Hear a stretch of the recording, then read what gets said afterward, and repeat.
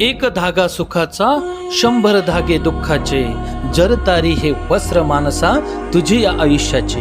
माणूस हा एकमेव प्राणी ज्याने अग्नीचा शोध लावला, भाषेला शब्द दिला आणि विचारांना दिशा दिली. कालपर्यंत निसर्गावर विजय मिळवण्यासाठी ज्याने शस्त्रांचा, मशिनींचा आणि संगणकांचा आधार घेतला, पण आज हाच माणूस स्वतःच्याच बुद्धीचा एक कृत्रिम अवतार घडवत आहे. त्याचं नाव आहे कृत्रिम बुद्धिमत्ता, अर्थात आर्टिफिशियल इंटेलिजन्स. होय, AI हे केवळ यंत्रातील मेंदू नाही, तर माणसाच्या विचारशक्तीला स्पर्धा देणारं एक अस्तित्व आहे, जे माणसाला सोबत घेऊन चालणार की माणसालाच मागं टाकणार याचा निर्णय अजून अंधारात आहे. जग एका नव्या युगात प्रवेश करत आहे, जिथं शब्द कुणाचे पण आवाज यंत्राचा, जिथे चेहरा कुणाचा पण कृती प्रोग्राम केलेली. माणूस विचार करतो आणि AI तो विचार कृतीत उतरवतो. पण या कृतीला खरंच नैतिकतेची जाणीव आहे का? संवेदनशीलतेची मर्यादा आहे का? यंत्र जर माणसांसारखं शिकू लागलं आणि एक दिवस ते माणसांनाच शिकवू लागलं तर माणूस आपल्या अस्तित्वासाठी लढायला लागेल. ज्याने AIला उज्ज्वल भविष्य म्हणून आणलं, त्याचा वर्तमान तर नष्ट होईल, पण भविष्याचं काय? श्रम वाचवण्यासाठी निर्माण केलेली प्रणाली जर मानवाचं स्वातंत्र्य गिळायला लागली, तर ती क्रांती नसून गाळात रुतलेली प्रगती ठरेल. आज गरज आहे ती अंधश्रद्धेवर नव्हे, तर अंध प्रगतीवर प्रश्न विचारण्याची. गरज आहे विकासाची नाही, तर सद्बुद्धीचा विकास करण्याची.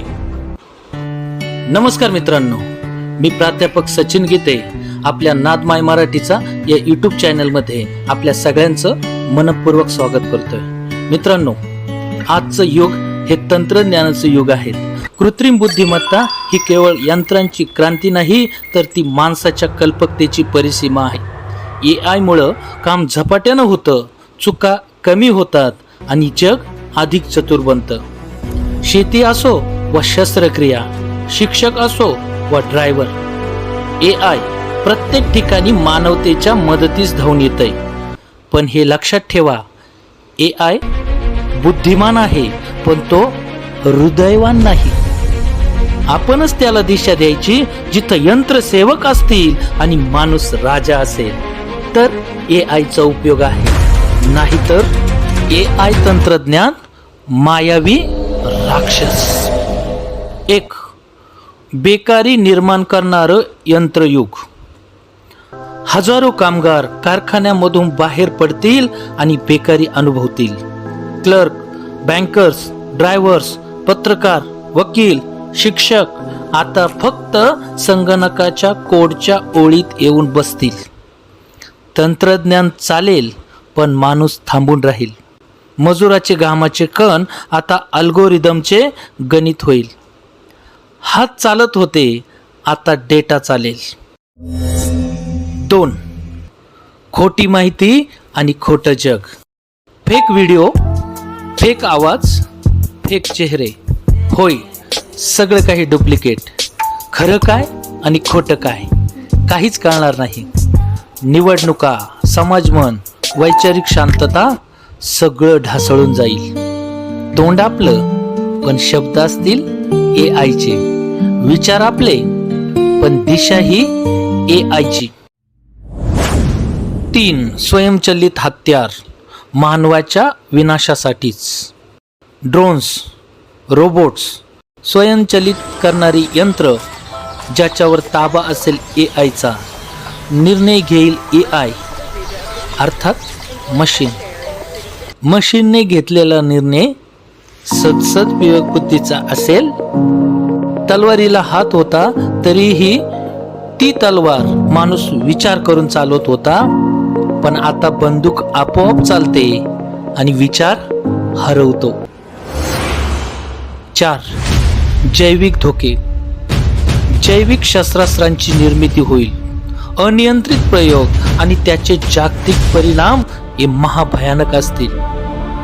प्रगतीची दिशा पाहिजे होती, पण वेगच मिळाला. आता कुठे जाणार आहोत हे विचारायलाही वेळ नाही. 5. नैतिकतेचा अभाव.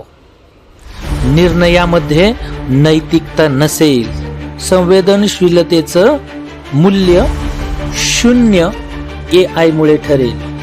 मशीन शिकते पण शहाणपण नाही शिकवत. ज्ञान आहे पण विवेक हरवलेला. अशी गत होईल AI तंत्रज्ञानामुळे. मित्रांनो, यंत्र बुद्धिमान होऊ लागली पण माणूस संवेदनशील राहील का? AI ही क्रांती आहे, पण ती विवेकाची झाल्यासच. त्यानंतरच खऱ्या अर्थाने मानवतेसाठी ती वरदान ठरेल.